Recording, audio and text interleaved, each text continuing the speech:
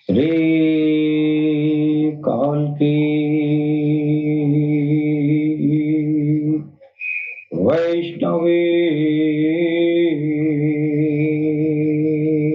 नमः।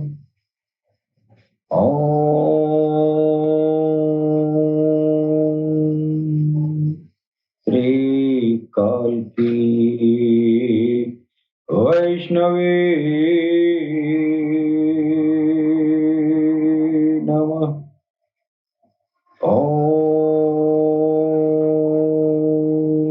श्री काल्की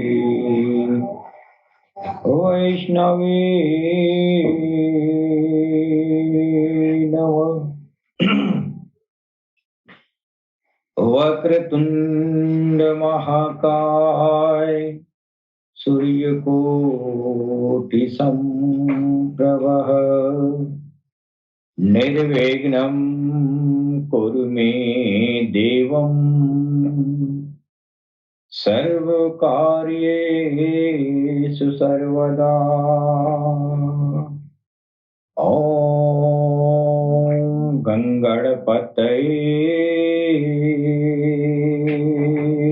नमः। ॐ गंगणपतये नमः। ॐ गंगणपतये नमः।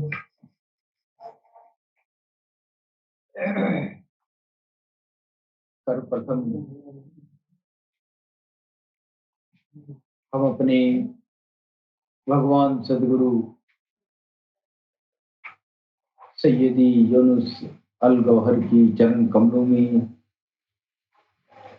मैं भगवान श्री राम की धरती से कोटि कोटि नमन करता हूँ। तत्पश्चात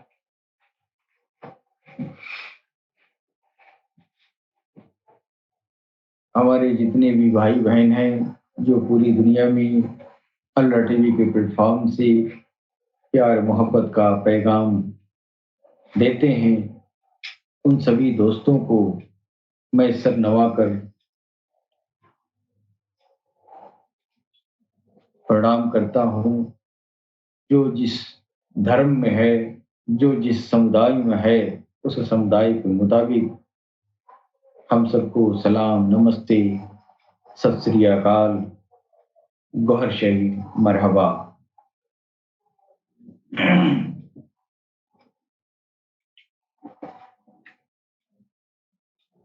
दोस्तों, हमारा जो अल्लाह टीवी जो प्लेटफॉर्म है, यहाँ पर विश्व के तमाम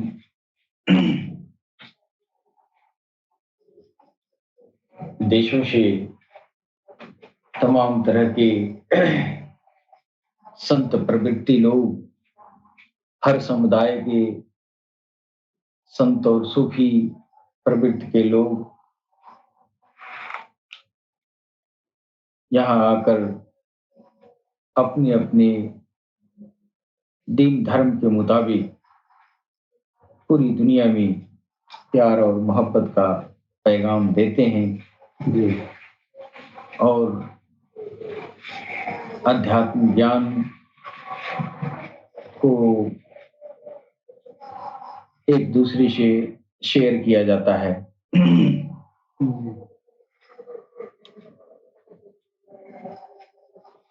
दोस्तों, हमारा जो प्लेटफॉर्म है ये पूर्णतया आध्यात्मिक प्लेटफॉर्म है। यहाँ पर किसी भी तरह का राजनीतिक वातावरण का कोई समावेश नहीं है जी। और कभी भी इस प्लेटफॉर्म पर धार्मिक और राजनीतिक किसी भी तरह की वातावरण का यहाँ पर कोई चर्चा नहीं होनी है। हम किसी धर्म का प्रचार नहीं करते हैं, हम सिर्फ और सिर्फ सभी धर्मों में निहित जो स्पिरिचुअलिटी है, जो भी तौर तरीका है, हर समुदाय के अलग अलग तरीके से ईश्वर की तरफ लोग चले हैं, ईश्वर तक लोग पहुंचे हैं, हर समुदाय के लोग पहुंचे हैं और हर समुदाय के लोगों की अपनी अपनी अनुभव को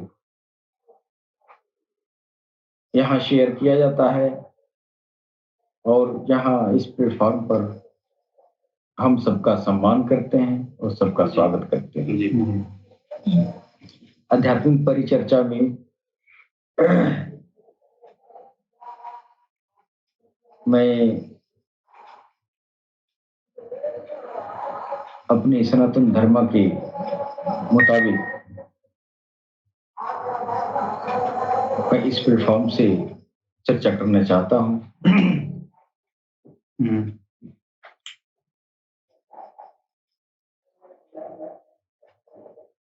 दोस्तों, सदियों से संतों, ऋषियों, मुनियों और जोगी जनों और वलियों के या रहस्यवादियों ने भी एक ही संदेश दिया है। वो संदेश क्या है जो सर्वमान्य है कि अध्यात्म धारण इस हेतु किया जाता है कि ईश्वर के साथ अपना व्यक्तिगत संबंध जुड़ जाए।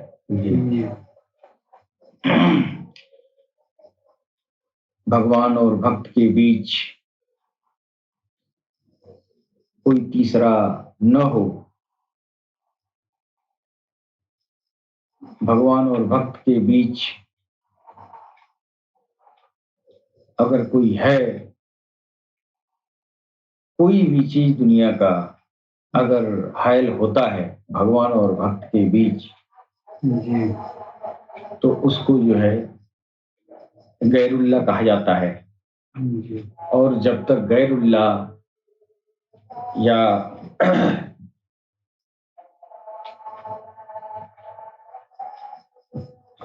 दुनिया की ईश्वर के अलावा जो गैर चीजें हैं, अगर वो भगवान भक्त के बीच में रहा तो वो अध्यात्म नहीं है, सिर्फ अध्यात्म का असफल कोशिश है। ऐसा संबंध विकसित करना है कि भगवान और भक्त के बीच में कोई गैरुल्लाह हायल ना हो। और इस तरह की प्रशिक्षण हमारे अल्लाह टीवी के प्लेटफॉर्म से हमारे भगवान सदगुरु सैयदी जी मुसल गौहर की मुखार बिंदु से हर रोज पूरी दुनिया को बताई जाती है जी। ये कौन सा ये गुर है, ये कौन सा तरीका है जो इंसान जो है भगवान से जुड़ जाता है।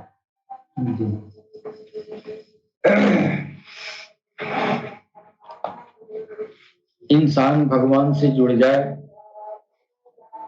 और इस जुड़ाव के रहते हुए अगर कोई भक्त जीवन यापन करता है तो उसको आध्यात्मिक जीवन कहते हैं, है कि नहीं? लेकिन अगर आपके अंदर आपको भगवान से कोई जुड़ाव नहीं है, आपसे भगवान से कोई ये भावनात्मक रिलेशनशिप नहीं है, तो फिर ये सिर्फ एक व्यर्थ की कोशिश है कि नहीं? और इसी तरह की कोशिश करने वालों के बीच जो है आडंबर आ जाता है और इस आडंबर की वजह से दीन, धर्म और अध्यात्म दुनिया में बदनाम हो चुका है। जो नास्तिक प्रवृत्ति के जो लोग हैं वो दीन धर्म को तो ठुकरा ही देते हैं, ईश्वर को इनकार कर देते हैं। वो इसलिए होता है कि भगवान से भगवान की राह में, भगवान की तलाश या भगवान के बारे में जानना तो चाहा, लेकिन कहीं न कहीं वो गुमराह हो गया, किसी न किसी गुरु के पास जाके। हाँ, अगर वो गुरु पारंगत नहीं है, पूर्ण प्रशिक्षित गुरु नहीं है, वो ईश्वर वाला नहीं है, तो फिर वो उस गुरु के ज़रिए बहुत नास्तिक भी पैदा होते हैं। जी। है कि नहीं? तो ये जो है दुनिया में नास्तिकता का बढ़ना, इसका जो है ज़िम्मेदार वो आध्यात्मिक गुरु, जो तथाकथित जो आध्यात्मिक गुरु हैं, वो ज़िम्मेदार माने जाएँगे। इसलिए कि खुद ही संबंध उसका नहीं जुड़ा है ईश्वर से, और वो अपने आप को गुरु का है ये जो है घोषणा कर दिया, और उसकी घोषणा से तमाम सारे लोग आते रहे, जुड़ा तो कोई नहीं लेकिन लगा रहा।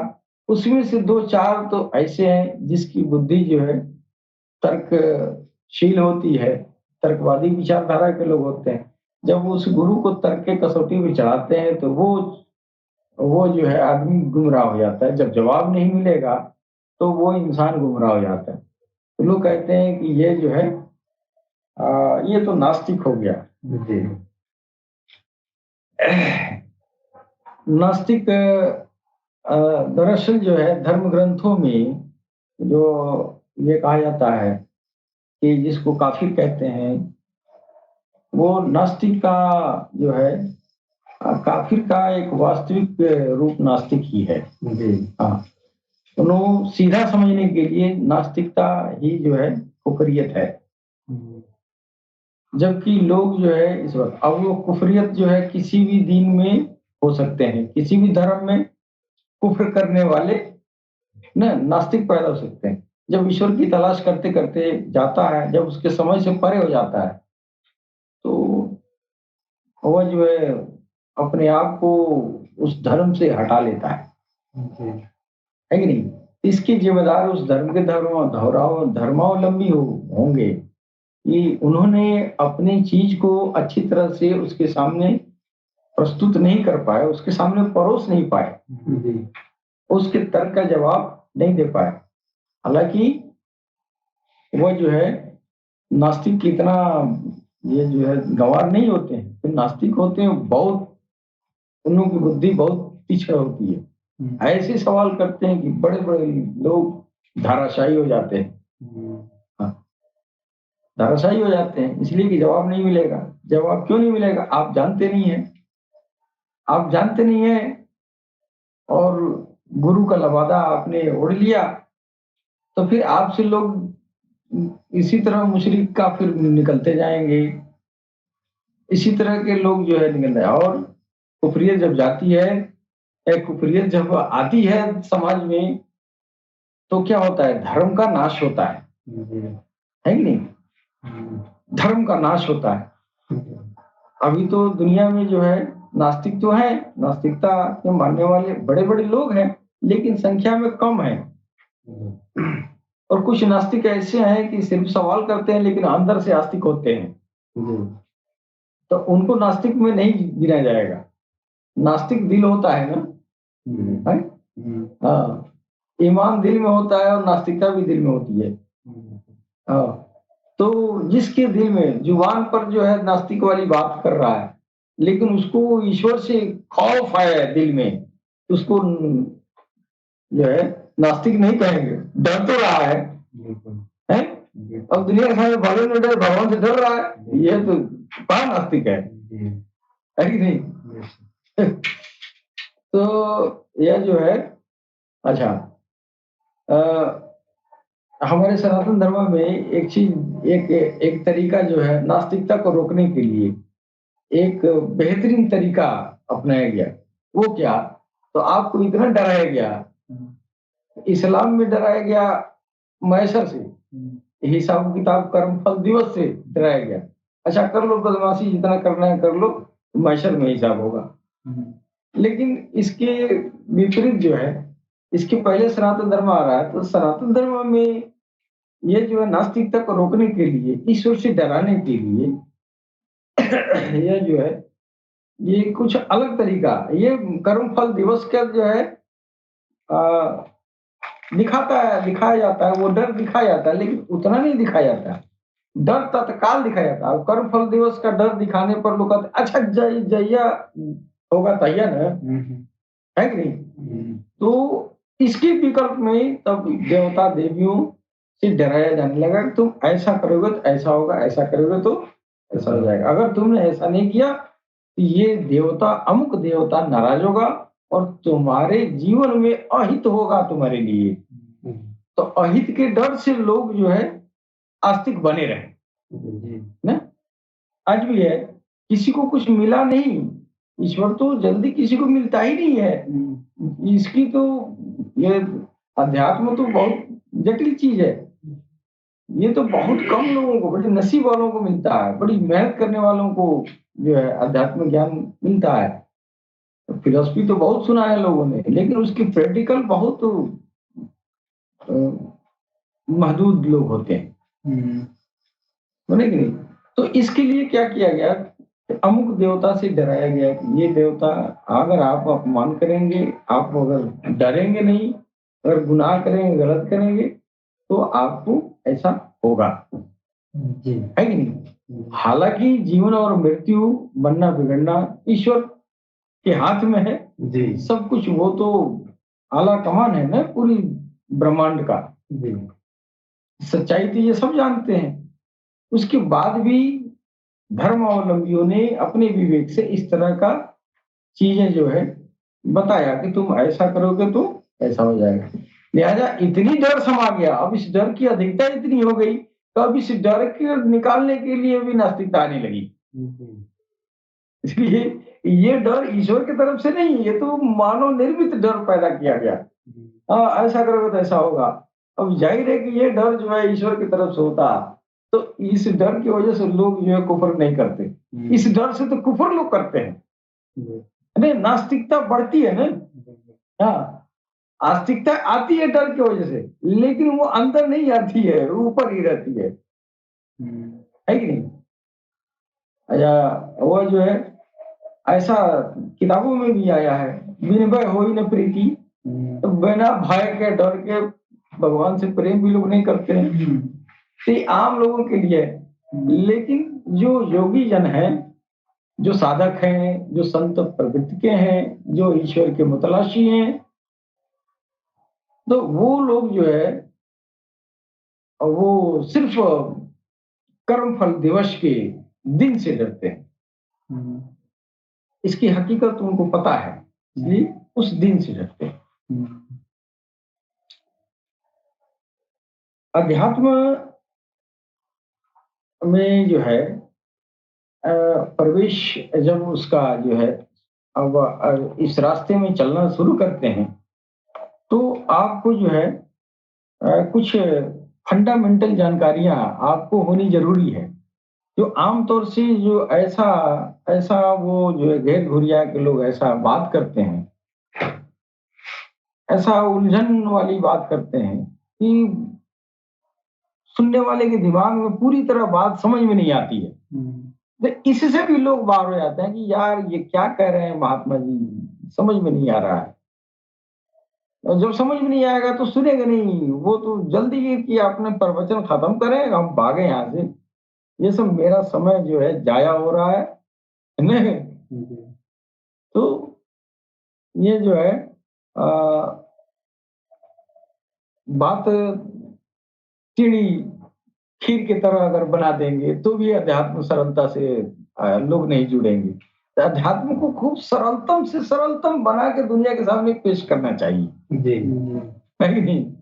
हमने जो है हमने खुद ही जो है इतना क्लिष्ट हिंदी और संस्कृत के वर्ड में बयान किया गया, बहुत सारी किताबें मैंने पढ़ा, जो हम तो समझ गए, लेकिन हम उम्मीद करते हैं कि अधिकांश लोग बात को नहीं समझ पाएंगे। जब बात को नहीं समझ पाएंगे तो जुड़ेंगे कहाँ? धीरे धीरे कहीं न कहीं कोई ऐसा मिल जाएगा, कोई ऐसी मोड़ उसके जीवन में आ जाएगा कि वो एक तो क्लिष्ट भाषा उसके ज़हन में गया नहीं, अगर थोड़ा बहुत गया भी, तो उसके सामने अगर कोई मुसीबत आ गई तो वो भी खत्म हो जाएगा और वो नास्तिकता की तरफ बढ़ जाता है कि नहीं? जी। तो ये जो नास्तिकता समाज में बढ़ रही है ना, ये जो समाज में बढ़ रही है, इसकी इसकी जवाबदेही जो है, जो हाँ, इस दौर में जिस भी समुदाय में, जिस भी धर्म में, जो भी ऋषि मुनि जोगी जन है, उनकी जिम्मेदारी बनती है। ये आप अपनी भाषा को, अगर आप ईश्वर से जुड़ चुके हैं, तो फिर आप अपनी भाषा को एकदम मानस पटल पर ले आइए, इंसानियत के, उसके दिमाग में घुस जाए। जी। आप तो ऐसी बातें करते हैं कि आसानी से आम आदमी कुछ जाने मिलेगा। अब कुछ योगी जन ऐसे हैं कि अगले की मानसिकता के अनुरूप देखकर बोलते हैं कि इसकी मानसिकता कि इसका लेवल कैसा है, ये मेरी किस बात को समझ पाएगा। तो उस स्तर से लोग बोलते हैं, लेकिन कुछ तो ये है कि हमको दुनिया ये कहे कि हाँ, ये बहुत पढ़े लिखे आदमी है, हाँ, ये बहुत होशियार है, बहुत ये जो है अपनी तारीफ के लिए, अपनी काबिश दिखाने के लिए और क्लिष्ट क्लिष्ट भाषा के प्रयोग करते हैं। तो मेरे देखने से ये भी बहुत होशियारी नहीं है, इसलिए कि आपके क्लिष्ट भाषा बोलने से सिर्फ आपकी तारीफ तो हो जाएगी, लेकिन फायदा किसी को नहीं होगा, है कि नहीं? जी। और जो आध्यात्मिक पुरुष होता है, हमेशा जो है वो दूसरे को फायदा देता है। उसकी आध्यात्मिकता तभी सार्थक है जब वो उससे किसी को फायदा हो, यानी जिस स्तर पर वो है वहां पर लोगों को पहुंचा दे, है कि नहीं? तो इस तरह का होना चाहिए। कुछ हमारे योगी जन ये जो है लिखते हैं, शरीर, मन और आत्मा में यह अनुभूति का होना कि हम ईश्वर के सर्वव्यापकता के साथ एक हो गए हैं, इसको आत्म साक्षात्कार कहते हैं, है कि नहीं? अब भगवान के राह में अब आप सबसे बड़ी कमी तो ये देखा जाता है कि आत्म साक्षात्कार के पहले तो बहुत लंबा चौड़ा वो उसका बेसिक चीजों की जानकारी देनी होगी ना। तो देखा जाता है कि हमारे संत गण जो है डायरेक्ट साक्षात्कार जैसी टर्मिनोलॉजी की बात शुरू में ही करते हैं। अब भक्त आया भगवान से मिलने के लिए, भगवान को पाने के लिए वो व्याकुल है, और वो व्याकुलता देख के और वो सवाल डायरेक्ट साक्षात्कार की बात करेगा, है कि नहीं? अब साक्षात्कार की बात करता है तो आप लोग जो है, जो साक्षात्कार पर पहुंच गया है, उसको जो है बेसिक फंडामेंटल जो ज्ञान है, जो आधारभूत सिद्धांत है, वहां से शुरू करना चाहिए ना उसको, जी, है कि नहीं? कि इंसान को अच्छी तरह से यह बात समझ में आ जाए। जब वो आधारभूत चीजें वो उसको मालूम होगा, फिर वो आत्म साक्षात्कार की जो टर्मिनोलॉजी है, इस जो इसकी डेफिनेशन है, उसको समझ पाएगा, जी, है कि नहीं? यह बात सर्वविदित हो गई है कि मनुष्य उस सर्वव्यापी ईश्वर का ही एक अंश है, तो अंश ही है ना। अब डायरेक्ट जो है आप भगवान के, जो ईश्वर ने कहा कि कुन कुन कुन फयकुन आया है, जी, कुरान में कुन फयकुन, तो कुन फयकुन यानी हो जा तो हो गया, ईश्वर ने कहा कि हो जा, है ना? तो ये इन सारी आत्माओं को, सारे इंसान को, जो जो आत्माओं को बनाना था, वो बस कहा हो जा तो हो गया। कुन से अमरे कुन से बना है ये सारी आत्माएं। तो यह जो है वो जब कहा कुन, और कुन कुन कह के और फूंक जो मारा, जी, है कि नहीं? जी। तो उसी के ईश्वर के जिस्म से छोटे छोटे छोटे छोटे एटम, ये नैनो पार्टिकल्स जो निकला, वही जो है रूहों का, आत्माओं का ये जो है स्वरूप बन गया जी, है कि नहीं? वही आत्माओं का स्वरूप जब बन के तैयार, तो उसी के माने यही मान्यता सारे दीन धर्म में है कि हम सभी उसी ईश्वर के अंश हैं जी। भाई अच्छा, अंश है तो आध्यात्मिकता में अंश जान लेने से आप उसमें मिल नहीं जाएंगे जी। आप अंश है और उसी में से निकले हैं, उसी में मिलना है। आध्यात्मिकता उसको कहते हैं कि अंश को है उस हार में मिला दे जी। हाँ, उसके लिए मेहनत करना पड़ता है। आप एक अंश है, हर कोई प्राणी गुनहगार भी उसी का अंश है जी। बहुत धर्मात्मा है, वो भी उसी का अंश है जी। लेकिन उस अंश को उसमें मिलाना है, उस समंदर में मिलाना है। हाँ, और वहां मिलाने के लिए आप जब जो तरीका अपनाते हैं, जो रास्ता चलते हैं, जब तक मिल न जाए तो ये तब तक ये आध्यात्मिक रास्ता है। जब मिल गए तो आपका आध्यात्मिक रास्ता बंद हो गया, अब आप भगवान हो गए। हाँ। इसलिए कि आप एक अंश है ना, अंश मात्र है ना, भगवान तो नहीं है। भगवान तब बनेंगे जब आप जो है भगवान में मिल जाएंगे, है कि नहीं? तो भगवान में मिलने की जो प्रक्रिया है ना, उसके पहले बहुत सारे आधारभूत सिद्धांत हैं, बहुत सारे नियम कानून हैं, बहुत सारे जो है उसके स्टेपेज हैं, तो सबसे गुजर के पहुंचना पड़ता है ना। अब डायरेक्ट साक्षात्कार की बात कर देंगे और कहेंगे बस बहरे वहदत में मिल गए, समुद्र में समा गए, ईश्वर में समाहित हो गए। अब डायरेक्ट एक आम भक्त को, अब वो भी कदम रखा है आध्यात्मिकता में, और उसको आप क्या सिखा रहे हैं? और ईश्वर में विलीन हो जाओगे, विलीन हो जाना। विलीन हो जाने के बाद से क्या तैयारी करनी है, यह बात नहीं कही जाती है। जब यह बात नहीं कही जाती है, जाहिर है कि वह जो है सुन तो लेता है, जान लेता है कि हाँ हम ईश्वर के अंश हैं और हमको उसमें विलीन हो जाना है। जब वो स्टेप विलीन होने तक जो है, आप जब विलीन तभी होंगे, उसकी तैयारी करनी पड़ती है ना, उसके पहले आपको जो तैयारी करनी पड़ती है, और तैयारी के बाद तो भूल गया आदमी। विलीन होना दिमाग में आ गया कि हमको, हम ईश्वर का अंश है और ईश्वर में हमको विलीन होना है। अब इसका एक अर्थ ये जो है भक्त ये भी लगा लेता है कि मरेंगे तो हो ही जाएंगे। मरेंगे तो ईश्वर में से आए हैं, ईश्वर में चले जाएंगे, है कि नहीं?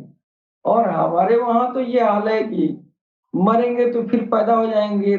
अब ये जो है इंसान है तो बकरा बकरी बन के पैदा हो जाए, सांप गोजर बन जाएंगे, किसी दूसरे जोनी में चले जाएंगे, इसी तरह आते जाते है ना।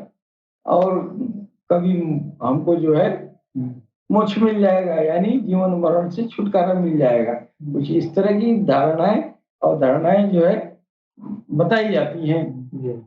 और लोगों के अंदर जो है अब ये कस्मोकश में पड़ जाते हैं कि मरेंगे तो सांप गोजर होंगे, कि मरेंगे तो भगवान में मिल जाएंगे, है ना। एक हमारे मित्र हैं, बहुत ही होशियार चालाक है, बहुत पढ़े लिखे आदमी है।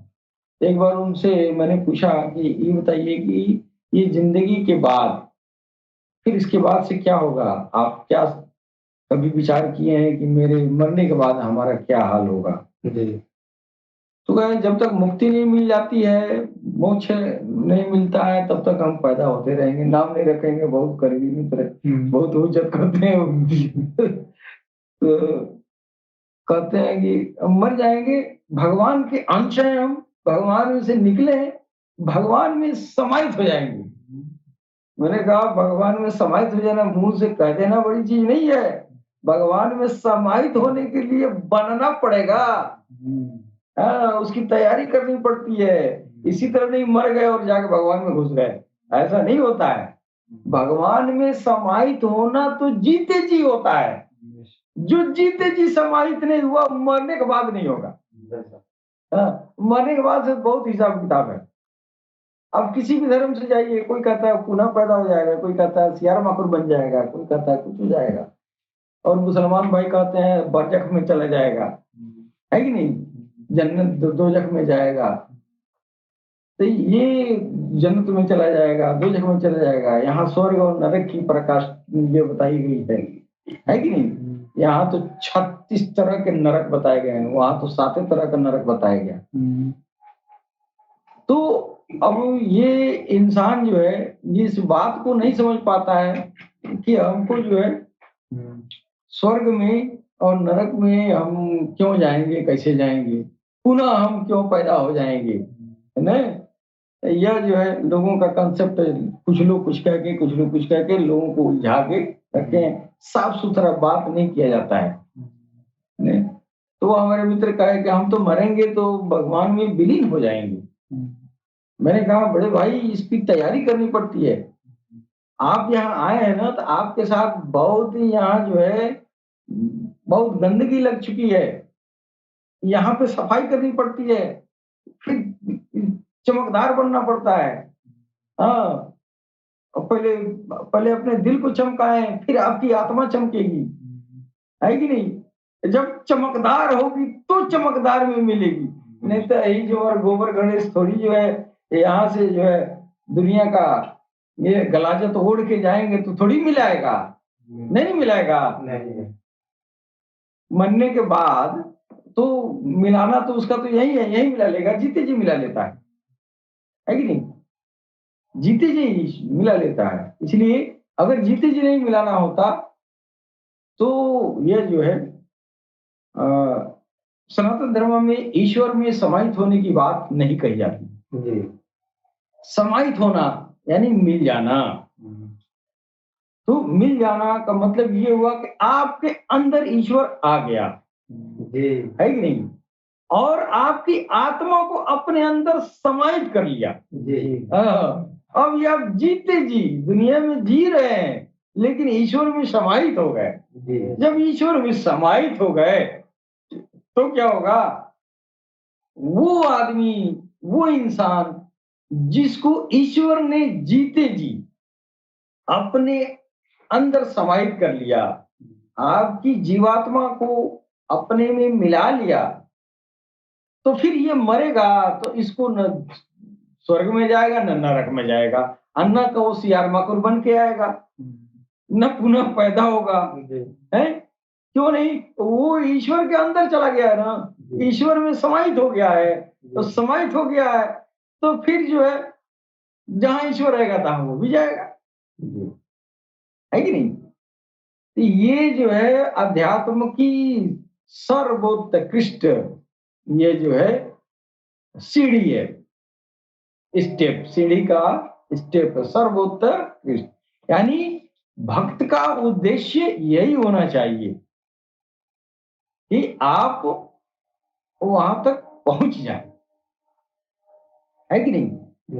अगर वहां तक नहीं पहुंच पाए तो कम से कम उस रास्ते में लग तो जाए। उस रास्ते में जो समाहित होने वाली जो रास्ता है ना, ईश्वर में विलीन हो जाने वाला जो रास्ता है ना, वो बहुत सीधा मार्ग है। उसको कुरान जो है सिरात मुस्तकीम कहा है। हाँ, और वो जो है और हमारे वेदों में भी उसको सीधा रास्ता बताया गया है। हाँ, सीधा रास्ता। तो कम से कम उस सीधे रास्ते पर तो चल दें तो कभी न कभी पहुंच ही जाएंगे, इसलिए कि रास्ता वो सीधा है, वो पहुंचा ही देगा। हाँ, वो कभी न कभी पहुंचा ही देगा।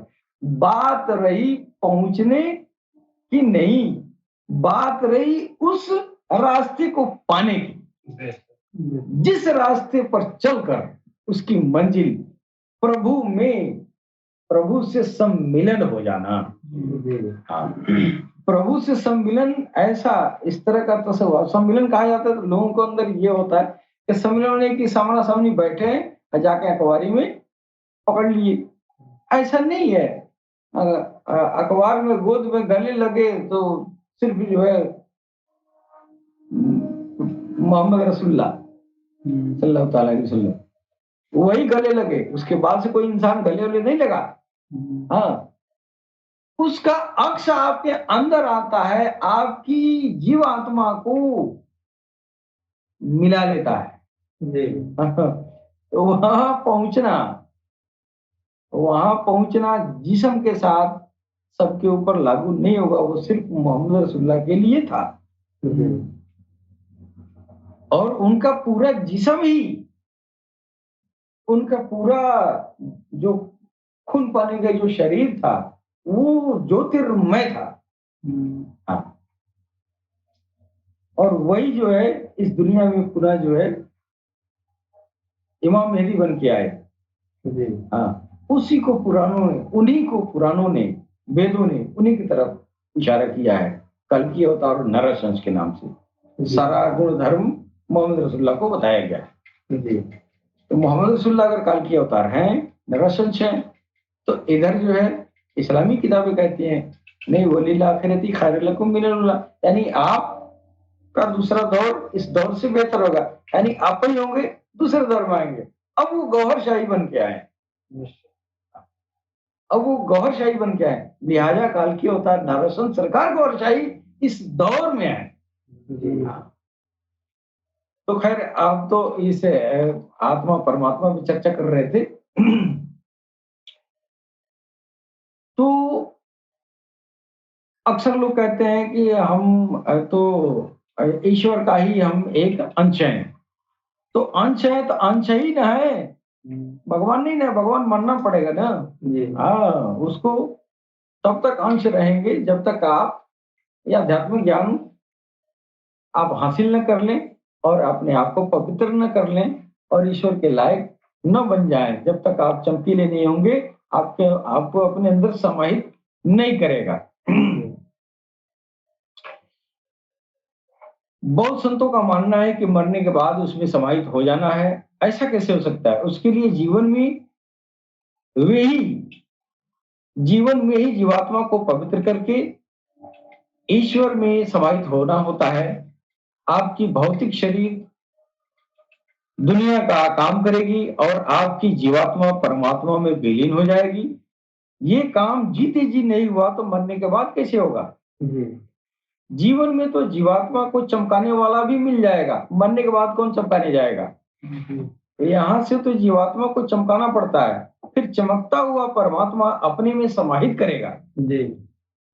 अपने आप को पहचानना होगा, फिर आत्म साक्षात्कार होगा। डायरेक्ट आत्म साक्षात्कार की बात अगर आप कर देंगे तो सुनने वाला जो भक्तगण है वो डायरेक्ट वो देखना चाहेगा, जबकि उसकी सारी आंखें अंदर की बंद हैं और वो देखना चाहेगा और वो चर्म चक्षुओं से प्रभु देखता नहीं है, वो दिखता ही नहीं।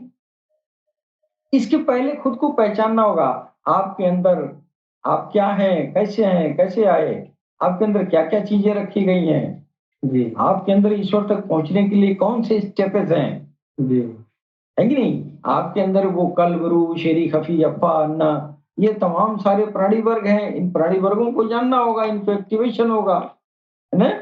इस शरीर के बारे में जानना पड़ता है। शरीर दो प्रकार का होता है, एक भौतिक शरीर और दूसरा आध्यात्मिक शरीर। तो भौतिक शरीर ये जो है ये हाड़ मांस की ये जिस्म है, लेकिन जो आध्यात्मिक शरीर होता है वो अंदर जो है कल्ब, रूह, शेरी, खफी, अफा, अन्ना, नफ्स के रूप में होता है। अब देखिए, भौतिक शरीर के अंदर आध्यात्मिक शरीर होते हैं। भौतिक शरीर दुनिया के कामकाज के लिए है और आध्यात्मिक शरीर आध्यात्मिक कामकाज के लिए है। अब आप आध्यात्मिक कामकाज क्या है इसको जो है जानना है। ये आध्यात्मिक कामकाज क्या है? भक्ति है। क्या है? भक्ति। जन्म, जरा और मृत्यु भौतिक शरीर को होता है, जो आप नहीं है। जन्म, जरा और मृत्यु ये आपके इस जिस्म के लिए है, जो आपकी वास्तविकता नहीं है। ये नाशवान है, ये क्षणभंगुर है। और जो आध्यात्मिक शरीर है उसका जन्म, जरा, मृत्यु से लेना देना नहीं है। अब अंदर जो है जो सूक्ष्म प्राण रखे गए हैं, कलगुरु, शेरी, खपी, अप्पा, अन्नानव, उसको मौत नहीं है।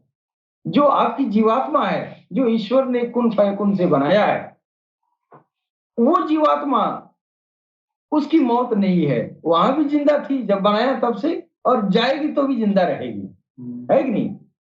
जाएगी तो भी जिंदा रहेगी, या तो स्वर्ग में रहे या नरक में रहे, है कि नहीं? या ईश्वर में विलीन हो जाए, है कि नहीं? इसकी वजूद रहेगा, मिटेगा नहीं। इसलिए कि इंसान का आध्यात्मिक शरीर की मृत्यु नहीं होती है। जब ईश्वर ने कहा कुन और दम फरमाया, फिर उसके दम से जो ज्योति निकली, उससे अनगिनत जीवात्माएं बन गई।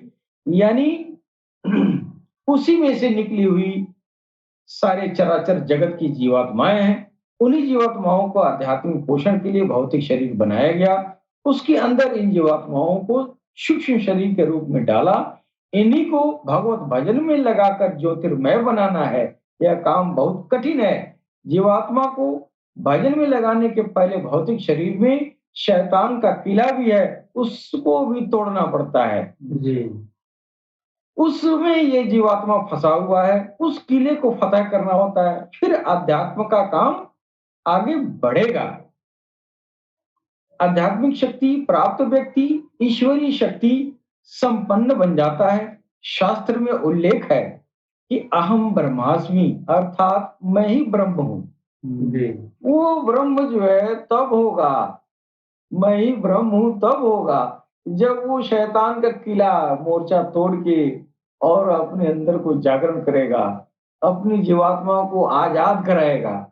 हाँ, फिर वो ज्योतिर्मय होगी, फिर वो जो है ईश्वर उसमें आएगा। जब आ गया ईश्वर, फिर उसको कहा जाएगा अहम ब्रह्मास्मि, है कि नहीं? शास्त्र में उल्लेख है अहम ब्रह्मास्मि का, कि मैं हूं ब्रह्म हूं।